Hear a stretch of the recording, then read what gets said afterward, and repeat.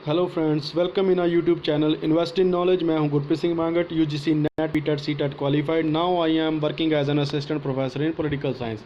हमारे इस YouTube channel पर हम जो भी वीडियो लेक्चर्स आपको प्रोवाइड करवाते हैं वो कई एग्ज़ाम जैसे UPSC pre mains, UGC NET, CTET, PTET, state level SET और वेरियस एग्ज़ाम्स के पॉइंट ऑफ व्यू से काफ़ी इंपॉर्टेंट होते हैं। सो प्लीज़ जल्दी जल्दी हमारे इस चैनल को सब्सक्राइब कर दीजिए और बेल आइकन को ऑन कर दीजिए ताकि हमारी हर एक नई वीडियो की नोटिफिकेशन आप तक पहुंचती रहे और आपको काफ़ी फ़ायदा मिलता रहे। तो चलिए शुरू करते हैं हमारा आज का टॉपिक बिना किसी देरी के, विच इज़ सोशल लाइफ और रिलीजियस लाइफ ऑफ पोस्ट वैदिक सिविलाइजेशन। ठीक है, तो हमने पिछली वीडियोज़ में वैदिक पीरियड भी डिस्कस कर लिया, वहाँ की लाइफ आस्पेक्ट भी डिस्कस कर लिए। पोस्ट वैदिक पीरियड भी डिस्कस कर लिया काफ़ी हद तक, और उसमें ये हमारा पोस्ट वैदिक पीरियड में ये हमारा सबसे लास्ट लेक्चर होगा जिसमें हम उनकी सोशियल और रिलीजियस लाइफ के बारे में डिस्कस करेंगे। ठीक है जी, तो यहाँ पे हम देखेंगे कि उनका फैमिली स्ट्रक्चर कैसा था। तो फैमिली स्ट्रक्चर्स में कुछ ज़्यादा चेंजेस नहीं आए, हाँ दो चार के चेंजेस आए हैं, वो आपको काफ़ी हद तक मैं बताता चलूँगा। तो जो वैदिक पीरियड में हमने देखा था कि सबसे पहला लेवल जो किसी भी सोसाइटी का होता है वो क्या होता है, वो होता है फैमिली। तो इसी तरीके का सिस्टम वहाँ पर पोस्ट वैदिक पीरियड में भी कुछ नहीं बदला, उसी तरीके का सिस्टम है जो वो चल रहा था, जिसे हम बोल दें कि परिवार का जो मुखिया होता था वो कौन होता था, गृहपति या कुलपति होता था। ठीक है, और इसी के सारे ऑर्डर्स फॉलो करते थे। ठीक है, तो जॉइंट फैमिलीज होती थी, जो पहले था वैसे ही आज था। लेकिन एक चीज़ का जो चेंजेस आया वो ये आया कि वैदिक पीरियड में गृहपति और कुलपति एक तरीके से डेस्पोटिक हो सकते थे, तानाशाह हो सकते थे। ये अपने परिवार मेंबरों को सजाएं तक दे सकते थे और उनकी आज्ञा मानने का अधिक मतलब उससे कोई अदर ऑप्शन ही नहीं होती थी। जो गृहपति या कुलपति ने कह दिया वो चीज़ें माननी पड़ती थी। लेकिन यहाँ पे हमें बहुत सारी एग्जांपल्स मिलती हैं कि अगर गृहपति या कुलपति ने कुछ कहा है, या मतलब हमारे घर के सबसे बड़े मेल ने कुछ कहा है, उसको ही हम कुलपति बोलते हैं। ठीक है, मेल ने कुछ कहा है तो उसकी ऑर्डर्स को मतलब क्या है, ठुकरा दिया जाता था। उसको अगर नहीं भी माना जाता तो किसी तरीके की प्रॉब्लम नहीं थी। हाँ, गृहपति और कुलपति के होते हुए भी ज़मीन जायदाद के बंटवारे होने लग गए थे, जो कि वैदिक पीरियड में नहीं दिख रहा था। मतलब जो फैमिली लाइफ थोड़ी सी क्या है, क्लैप्स कर जाती है, और जो गृहपति और कुलपति का जो कंट्रोल होता है वो भी क्या क्लैप्स कर जाता है। ठीक है, तो नेक्स्ट जो इसमें आ जाता है वो आ जाता है position of women. Position of women में अगर हम बात करें तो यहाँ पे जो पोजीशन ऑफ वुमेन जो ऋग्वैदिक पीरियड में जो काफ़ी हद तक बहुत ही अच्छी थी, जैसे हमें बोल दें कि हर फेस्टिवल में वो होनी चाहिए, हर रिलीजियस फंक्शन में उसकी उपस्थिति होनी चाहिए। वहाँ पे पढ़ी लिखी औरतें भी थी, जिसके ऋग्वेद में लिखे हुए मंत्र भी हमको देखने को मिलते थे। ठीक है, उसको प्रॉपर आज़ादी थी अपना वर चुनने के लिए। तो उन चीज़ों का वहाँ यहाँ पे क्या हो जाता है, क्लैप्स हो जाता है। यहाँ पे वुमेन की पोजीशन वो नहीं रहती जो क्या है वैदिक पीरियड में होती है। ठीक है, यहाँ पे डाउनफॉल आता है। उसमें पहली तो बात, अब उसे जनेऊ धारण करने का अधिकार नहीं रहा। ठीक है, अब उसे अपने पिता की जायदाद का अधिकार नहीं रहा। अब ये कहा जा रहा है कुछ जो ब्राह्मण्स ऋग्वेद मतलब ब्राह्मण्स का बोल दो, जैसे ग्रंथ वगैरह जो लिखे हुए थे उनमें ये लिखा जा रहा है कि पति पत्नी से श्रेष्ठ होता है और पत्नी को हमेशा उसकी आज्ञा के अधीन रहना पड़ता है। ठीक है, उसको अपने पति से पहले भोजन नहीं करना चाहिए, उसकी हर एक आज्ञा का पालन करना चाहिए।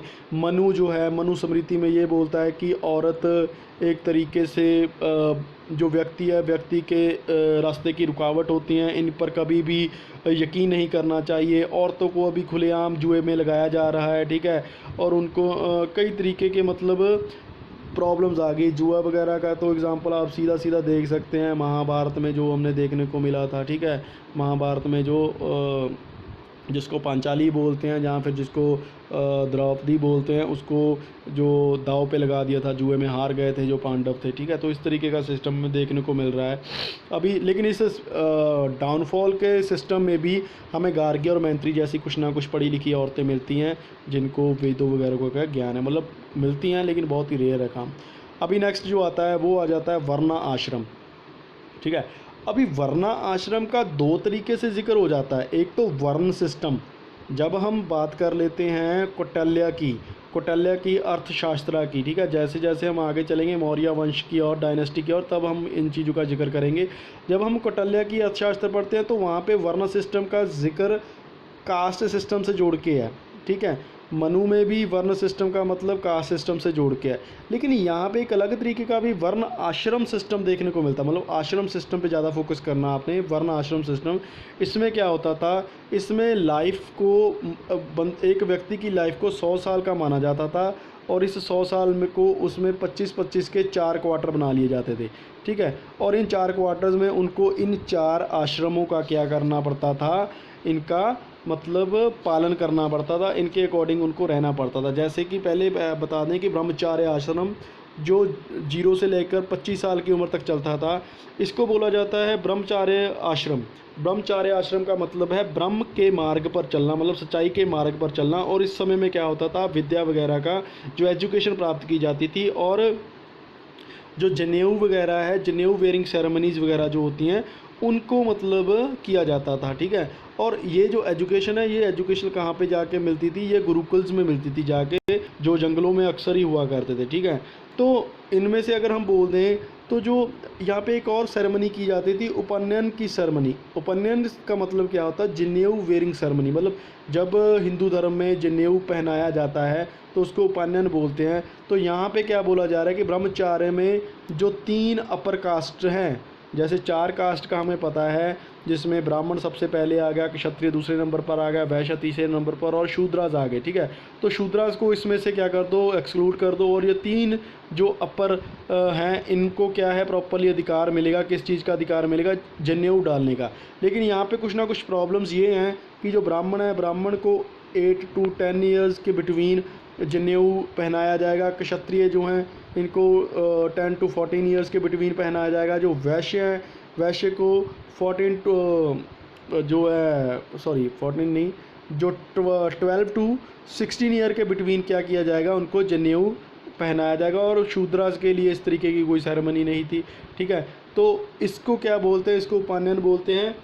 और ये ब्रह्मचार्य जो आश्रम है, इसमें क्या होता था, इसमें ये होता था कि वो गुरु की सेवा करेगा, ठीक है, वो एजुकेशन प्राप्त करेगा, ठीक है, वो किसी भी तरीके के मतलब जो औरत है या फिर जो काम वासना वाली जो चीज़ें हैं उनसे क्या है, उनसे अपने आप को दूर रखेगा, ठीक है। तो इस तरीके की चीज़ें की जाती थी। अभी जब भी ब्रह्मचार्य आश्रम पूरा हो जाता था, मतलब 25 साल हो जाते थे, इसमें उनकी एजुकेशन वगैरह पूरी हो जाती थी, तब एक संस्कार किया जाता था, मतलब एक सेरेमनी की जाती थी जिसको बोलते हैं समावर्तन। क्या बोलते हैं उसको, समावर्तन। समावर्तन क्या होता था, एक तरीके से ये होता था कि उसने मतलब एक विशेष किस्म से उसको स्नान वगैरह करवाया जाता था। और उसमें उसकी मतलब ये था भी उसने अपनी ये जो ब्रह्मचार्य आश्रम है इसको क्या कर लिया, पूरा कर लिया, ठीक है। तो इस तरीके की सेरेमनी होती थी। अभी नेक्स्ट जो होता था अगले 25 साल, मतलब 26 से लेकर 50 साल का पीरियड, उसमें क्या होता था, गृहस्थ जीवन होता था। गृहस्थ जीवन का मतलब क्या है, इसमें वो शादी करेंगे, अपनी काम वासना की तृप्ति करेंगे, बच्चे पैदा करेंगे और जो भी दुनियावी चीज़ें हैं उन चीज़ों के अकॉर्डिंग वो सारा कुछ करेंगे। और इस आश्रम को सबसे श्रेष्ठ माना जाता है, मतलब सबसे सुपीरियर। अगर ये पूछा जाए कि इन 4 आश्रम में से किस आश्रम को सबसे बेस्ट माना जाता है, तो उसको बोला जाता है जो हम बोल दें गृहस्थ आश्रम को। इसमें आश्रम सिस्टम को ज़्यादा फोकस करना है, वरना सिस्टम पे इतना ज़्यादा फोकस नहीं करना, ठीक है।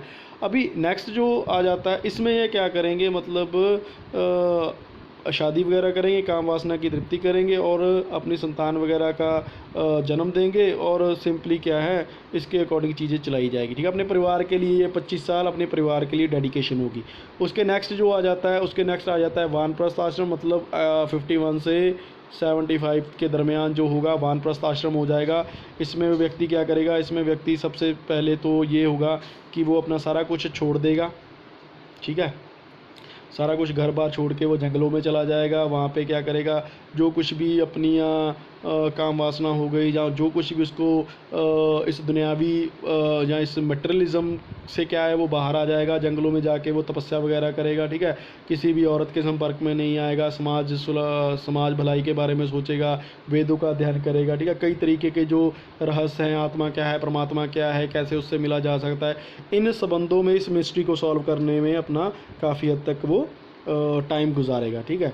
नेक्स्ट जो आ जाता है वो आ जाता है संन्यास आश्रम, जो आ जाता है 676 से लेके अपना 100 साल तक अगर कोई जाता है तो इसमें ये बोला जाता है कि इस आश्रम में आने से पहले उसको सारी अपनी जिम्मेवारी जो भी है उनको ख़त्म कर लेना चाहिए। जो भी उसने दान वगैरह करना है, जो कुछ भी उसके ऊपर ऋण वगैरह है, ऋण की बात हम आगे जाके करेंगे, जो कुछ भी उन्होंने करना है वो सारा कुछ उसको कंप्लीट करके बस बिल्कुल संन्यास ले लेना चाहिए। मतलब दुनियादारी से उनको ख़त्म हो जाए, मतलब अपने आप को दूर कर लेना चाहिए और सारा कुछ अपना ध्यान किस में करना चाहिए, अपना मतलब अपने अगली जीवन के बारे में, मतलब जिसको ये बोलते हैं कि मरने के बाद भी एक जीवन होता है, उसको सुधारने में ये समाज जो है गुजारना चाहिए। नेक्स्ट जो आ जाता है कास्ट सिस्टम। कास्ट सिस्टम को वर्ना सिस्टम भी बोल दिया जाता है, ठीक है। तो इसमें क्या होता है, 4 तरीके की कास्ट थी जिसके बारे में मैंने बताया था कि ऋग्वेदा के सिर्फ जो पुरुष सूक्त है, उस पुरुष सूक्त में ही जिक्र आता है। कौन सा है ये, बेसिकली हम बोल दें 10th मंडल जो ऋग्वेदा का, उसमें ही इसका जिक्र आता है। और इसमें ये बताया गया है कि जो ब्राह्मण्स है, ब्राह्मण्स ब्रह्मा के मुंह से पैदा हुए हैं, ठीक है। और जो वैश्य हैं, क्षत्रिय हैं, क्षत्रिय उसकी आर्म से पैदा हुए हैं, उसकी बाजुओं से पैदा हुए हैं, ठीक है, भुजाओं से पैदा हुए हैं।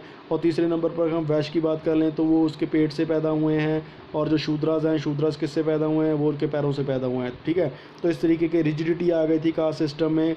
यहाँ पे एक कंसेप्ट यूज़ किया जाता था द्विज। द्विज का मतलब होता था रीबर्थ, या रीबर्थ ही कह लो, ठीक है। तो एक इस तरीके का सिस्टम था जिसके अकॉर्डिंग ये माना जाता था कि दूसरा जन्म, द्विज का मतलब होता है दूसरा जन्म, या रीबर्थ भी बोल सकते हैं। कि ये ऊपर की 3 कैटेगरीज थी, जैसे ब्राह्मण हो गया, ब्राह्मण्स हो गया, क्षत्रिय हो गया, और तीसरे जो वैश्य हो गया, इनको दूसरा जन्म मिला, इनको द्विज बोला जाता था। लेकिन जो चौथी कैटेगरी के शूद्र होते थे उनसे काफ़ी हद तक भेदभाव किया जाता था। वहाँ पे अनटचेबिलिटी आम ही थी, मतलब छूत-छात एक दूसरे से अगर टच भी हो जाते थे शूद्रास जो थे वो, तो उसको अच्छा नहीं माना जाता था, उनको मारा जाता था, पीटा जाता था। और उनके जो घर वगैरह भी होते थे उनको भी क्या है काफ़ी हद तक गांव से बाहर ही रखे जाते थे, ठीक है। और इवन अगर वो घर में भी एंटर होते थे, अगर वो गांव में भी एंटर होते थे तो देन वो क्या है एक अपने पास एक पीपा टाइप रखते थे, या कुछ नगाड़ा टाइप रखते थे, और स्टील का जैसे हम बोल दें या आयरन का बोल दें, उसको वो खड़काते हुए आते थे। उसको मतलब क्या है, मतलब दूर से लोगों को पता चल जाए कि हाँ कुछ शूद्रज हैं वो आ रहे हैं। इनको इवन चंडाल भी बोला जाता था, ठीक है। इनके घर आमतौर पे गांव से बाहर होते थे, कच्चे घर होते थे, और मिट्टी के बर्तनों में ये खाना खाते थे, और इनको पास में नहीं बिठाया जाता था, ठीक है। तो इस तरीके की कास्ट में रिजिडिटी आनी स्टार्ट हो गई थी एक। और शादी सिस्टम भी जो है वो, मतलब अभी कास्ट जो है वो बर्थ पे डिपेंड हो गई।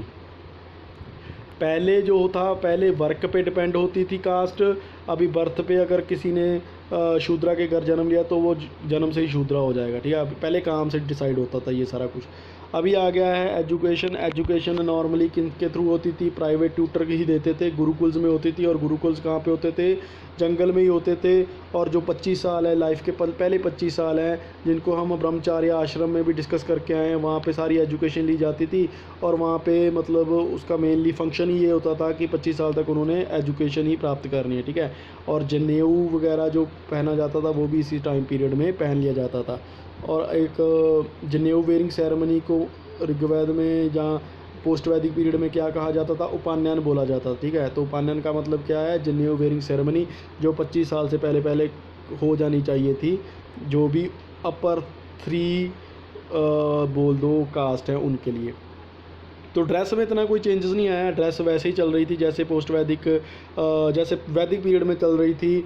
जैसे लोअर पार्ट को ढकने के लिए उसको क्या बोलते थे, नीवी बोलते थे, ठीक है। जो इनर वेयर्स होते थे उनको नीवी बोलते थे। जो अधिवास होते थे उनको ऊपर का अंग जो है उनको ढकने के लिए पहना जाता था। और जो वास होते थे, वास क्या है, नीचे अंग को ढकने के लिए वो वैदिक पीरियड वाला ही सिस्टम है।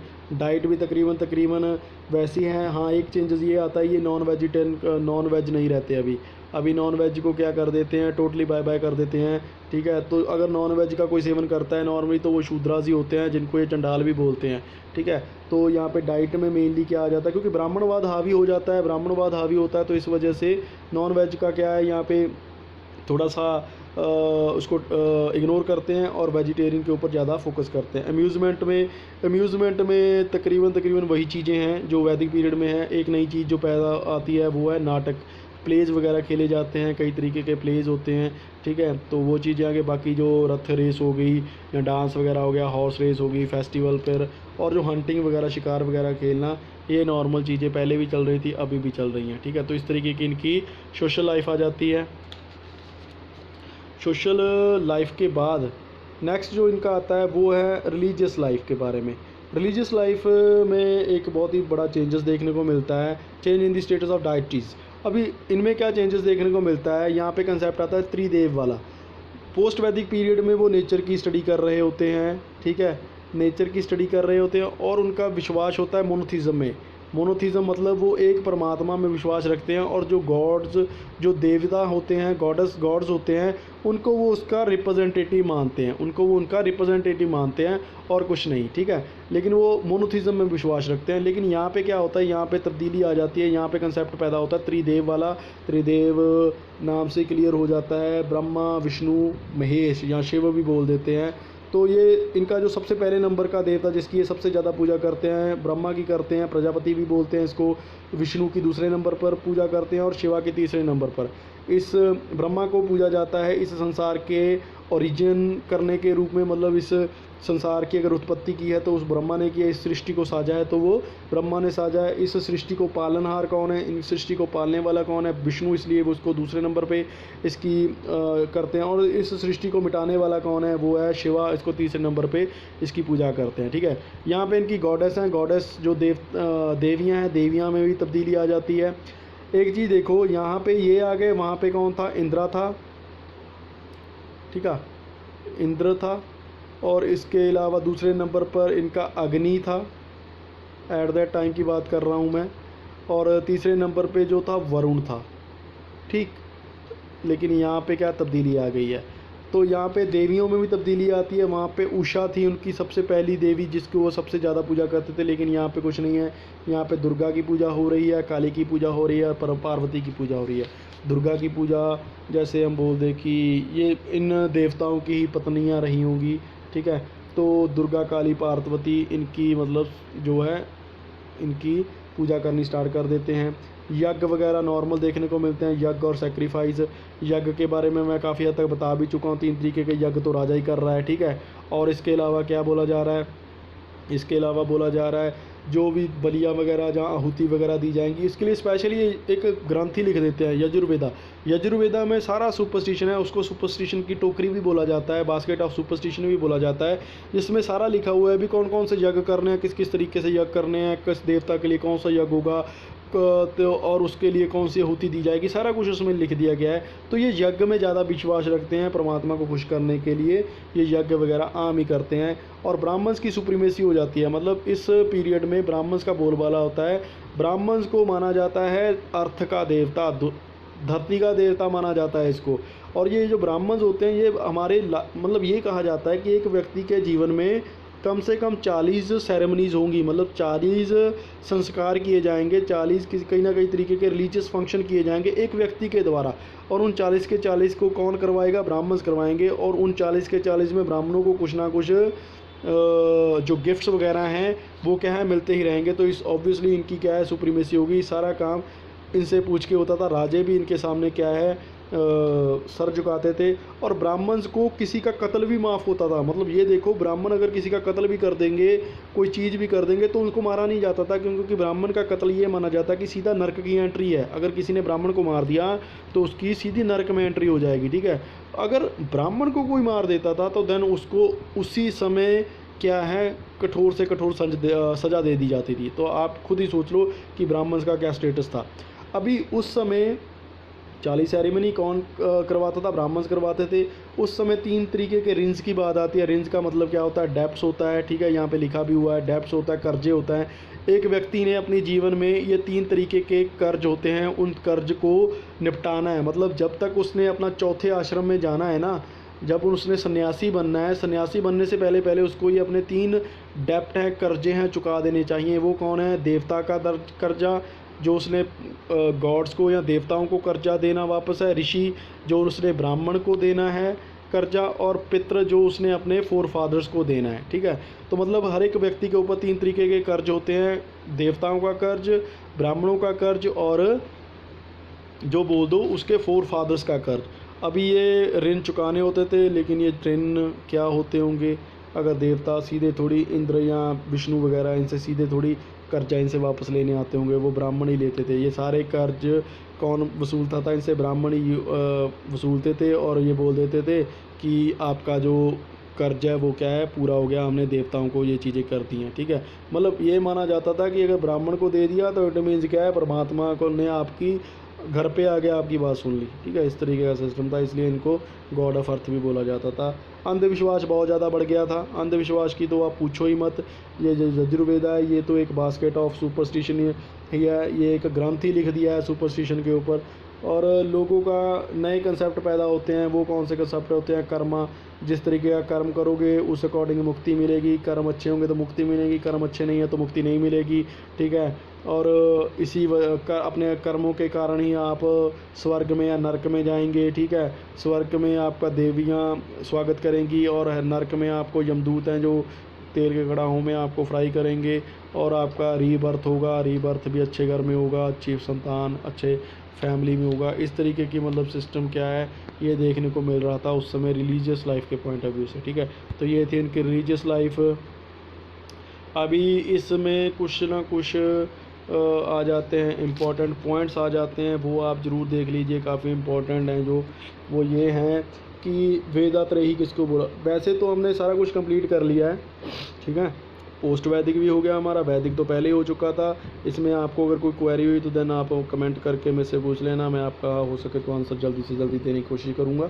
अभी यहाँ पे कुछ इंपॉर्टेंट फैक्ट हैं, ये फैक्ट ही हैं, एक तरीके के फैक्चुअल इन्फॉर्मेशन है जिसके बारे में आपको बता देना चाहता हूँ। वेदात्रयी, वेदात्रयी का क्या मतलब होता है? तो वेदात्रयी का मतलब होता है ये 3 ग्रंथ। इन 3 ग्रंथों को कंबाइनली क्या बोला जाता है? वेदत्रयी बोला जाता है, ठीक है। वेदत्रयी मतलब एक तरीके से ये भी कहा जाता है कि जो ब्राह्मण्स है, ब्राह्मण्स का मेनली काम ही क्या होता है? इन वेदत्रयी को पढ़ना और उसको आगे उसके अकॉर्डिंग बिहेव करना। तो ऋग्वेद, सामवेद, यजुर्वेदा को वेदत्रयी बोला जाता है। और जो इसमें अथर्ववेदा रह गया, अथर्ववेदा जो है उसको लास्ट और न्यू वेदा बोला जाता है, ठीक है। और उसको ब्रह्मदेव भी बोला जाता है। ब्रह्मवेद क्या बोला जाता है उसको? ब्रह्म वेद, ठीक है, ब्रह्मवेद बोला जाता है उसको, ब्रह्मवेदा, ठीक है। और उसके अलावा एक और चीज़, बोगा जकोई। बोगा जकोई क्या है? बोगा जकोई एक तरीके से हम बोल दें कि एक तरीके से अभिलेख मिला है हमें।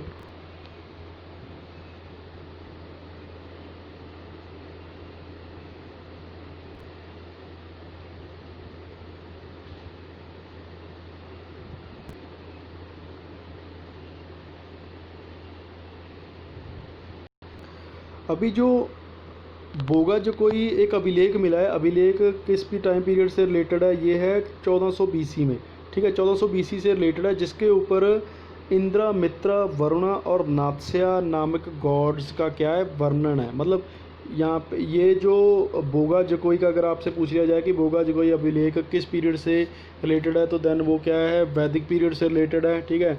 और इसमें कौन से देवताओं का जिक्र हुआ है? तो उसमें इंद्र, मित्र, वरुण और नात्स्या का जिक्र हुआ है, ठीक है। इनके बारे में लिखा हुआ था। इंद्र के बारे में आपको पता है, as a king, as a god of warfare और रेंज के लिए इसको पूजा जाता था। वरुण का आपको पता है, हवा के लिए जो कुछ चीज़ें हैं उनके लिए पूजा जाता था, ठीक है। अभी इनमें जो आ जाता है मित्रा, मित्रा का क्या है, मित्रा बेसिकली जैसे मित्र से हम बात कर देते हैं कि एक हार्मनी बनी रहे, एक ऑर्डर बना रहे, और जो कुछ भी मनुष्य हैं उनमें, जो इंसान हैं, ह्यूमंस हैं, इनमें एक भाईचारा बना रहे, उस तरीके का एक मित्रा, उस पॉइंट ऑफ व्यू से मित्रा गॉड है जो उसको पूजा जाता था, ठीक है। और इसमें जो आ जाता है नास्ताया, नास्ताया गॉड है जो ये बेसिकली जो अश्विनी ट्विंस हैं, अश्विनी ट्विंस का आपको जिक्र मिलता है महाभारत में। महाभारत में जो पांडव, 5 पांडव भाई हैं, उनमें से जो 2 छोटे भाई हैं, उनमें उनको अश्विनी ट्विंस जो हैं, अश्विनी ब्रदर्स हैं, उनका क्या है वरदान प्राप्त होता है। और वो क्या होते हैं, नकुल और सुखदेव आई थिंक उनका नाम था। और उनको मेडिसिन के फील्ड में काफ़ी महारत हासिल होती है। तो इनको अश्विनी ट्विंस हैं जो, इनको मेडिसिन का गॉड माना जाता है, आयुर्वेदा का गॉड माना जाता है। और ये नास्या जो है इन्हीं ट्विंस में से एक है, ठीक है। तो नास्या जो है बड़ा भाई होगा इनमें से, तो इसकी भी पूजा की जाती थी मेडिसिन्स के पॉइंट ऑफ व्यू से परमात्मा के रूप में, ठीक है। उसके अलावा जो नेक्स्ट आ जाता है, इन वेद, जो भी वेदास लिखे हैं, जो कुछ भी हमें लिटरेचर मिलता है, चाहे वो वैदिक पीरियड की बात कर लो, चाहे वो पोस्ट वैदिक पीरियड की बात कर लो, वो किस लैंग्वेज में मिलता है, वो लैंग्वेज में मिलता है संस्कृत लैंग्वेज में। और इसकी संस्कृत की स्क्रिप्ट कौन सी है, ब्रह्मी स्क्रिप्ट में लिखा गया है, ठीक है। जैसे हम हिंदी लिखते हैं, हिंदी के लिए कौन सी स्क्रिप्ट, हिंदी लैंग्वेज है। और अगर इसकी स्क्रिप्ट की बात करें तो स्क्रिप्ट कौन सी हो जाती है, देवनागरी हो जाती है, ठीक है। तो इसी तरीके से लैंग्वेज संस्कृत है और उसकी स्क्रिप्ट कौन सी है, ब्राह्मी है। ये अक्सर क्वेश्चन पूछ लिया जाता है। न्यू वेदा और ब्रह्म वेदा किसको बोला जाता है, अथर्व वेदा को बोला जाता है, क्योंकि ये सबसे लास्ट में, वेदास में सबसे लास्ट में अगर कोई वेद लिखा गया तो ये अथर्व वेदा को लिखा गया है। इसको न्यू वेदा भी बोला जाता है, ब्रह्म वेदा भी बोला जाता है। और इसको ब्लैक मैजिक के लिए यूज़ किया जाता था, याद कर लो आप, रट लो इस चीज़ को। ब्लैक मैजिक, जादू टूना के संदर्भ में इसको यूज़ किया जाता था। कास्ट सिस्टम का जिक्र कहाँ पे मिलता है, पुरुष सूक्त में मिलता है, 10वें मंडल के जो 10th मंडल है, 10th मंडल ऑफ ऋग्वेदा, उसमें इसका जिक्र आता है। और कहीं भी कास्ट सिस्टम का जिक्र नहीं आता, ठीक है। हाँ, जो स्मृतिज़ हैं बाद में, स्मृति चाहे मनुस्मृति की बात कर लो, चाहे महाभारत की बात कर लो, उनमें तो ये कास्ट सिस्टम क्या है, काफ़ी कूट कूट के भरा हुआ है। और यहाँ पे कुछ ऋग्वेद है, जो ऋग्वेद में इनिशियल पीरियड में कुछ ट्राइब्स का मेंशन किया गया है। ट्राइब्स कौन कौन से हैं ये देख लो, अनु हो गया, यदु हो गया, पुरु हो गया और भरत हो गया, ठीक है। तो ये कुछ ट्राइब्स का नाम आता है जो ऋग्वेदा में आता है। अनु हो गया, यदु हो गया, पुरु हो गया और भरत हो गया, ठीक है। तो ये चीज़ भरत, इस ट्राइब के नाम के ऊपर तो ये बोलते हैं कि हमारे इंडिया का नाम भारत जो पड़ा है वो भी इसी ट्राइब के ऊपर ही पड़ा है, तो इसको आप ज़रूर देख लेना। और एक और चीज़ जो ऋग्वेदा में 2 पुरोहितों का जो मैंने बोला था, मैं आपको बताऊंगा स्टोरी, वो ये है कि विश्वामित्र और वशिष्ठा का जिक्र आता है, जो बेसिकली पुरोहित थे। किसके, राजा सुदास के पुरोहित थे ये दोनों। पहले विश्वामित्र किंग सुदास का क्या पुरोहित हुआ करता था, लेकिन इनमें कुछ मनमुटाव हो जाते हैं, तो ये इसको क्या कर देता है, ये इसको इसके ऑफिस से हटा देता है और उसकी जगह पे वशिष्ठा को क्या कर लेता है, अपॉइंट कर लेता है। तो ये विश्वामित्र है जो ये बौखला जाता है, ये उसके अगेंस्ट एक तरीके का विरोधी जो किंग्स होते हैं उनका एक ऑर्गेनाइजेशन खड़ी करता है। और उनमें राजा सुदास और विरोधी किंग जो होते हैं, 10 किंग होते हैं, उनमें एक लड़ाई होती है और उस लड़ाई में किंग सुदास की जीत होती है, ठीक है। तो इस तरीके की जो इस स्टोरी को इतना ज़्यादा याद रखने की कोशिश मत कीजिए, सिर्फ ये देखिए किंग सुदास और पुरोहित विश्वामित्र और वशिष्ठा किसके पुरोहित थे, किंग सुदास के पुरोहित थे। तो ये चीज़ काफ़ी इंपॉर्टेंट हो जाती है। और इसमें नेक्स्ट जो आ जाता है वो है जैन अवस्था। जैन अवस्था क्या है, जैन अवस्था एक तरीके की ईरानियन रिलीजियस बुक है, ईरान की रिलीजियस बुक है, जो उसको क्या बोला जाता है, जैन अवस्था बोला जाता है, ठीक है। तो पंजाब है, पंजाब को पहले सप्त सिंधु बोला जाता था, फिर पुराणों में उसको क्या बोला जाता है, पंचनदा बोला जाता है, ठीक है। तो ये चीज़ें जो कुछ भी आप देख लेना है। ऋग्वेद की रचना की गई है in the praise of god. Rigveda लिखा गया है, ऋग्वेदा को लिखा गया है in the praise of god के पॉइंट ऑफ व्यू से लिखा गया है, ठीक है। तो ये था हमारा आज का लेक्चर। इसके साथ हमारा जो वैदिक पीरियड और पोस्ट वैदिक पीरियड है ये कंप्लीट हो जाता है, और इसके साथ ही हम नेक्स्ट टॉपिक जल्दी ही स्टार्ट करेंगे। आई होप आपको ये वीडियो अच्छी लगी होगी। अच्छी लगी है तो प्लीज़ लाइक का बटन दबा दीजिए और अपने दोस्तों में इसको शेयर कर दीजिए, ताकि ज़्यादा से ज़्यादा लोगों को इस वीडियो का फ़ायदा मिल सके और हमें भी एक मोटिवेशन मिलती रहे, ताकि हम आपके लिए नई नई वीडियो लेके आते रहें। तो चलिए मिलते हैं नई वीडियो में नए टॉपिक के साथ, तब तक बाय बाय, टेक केयर, अपना ख्याल रखिए।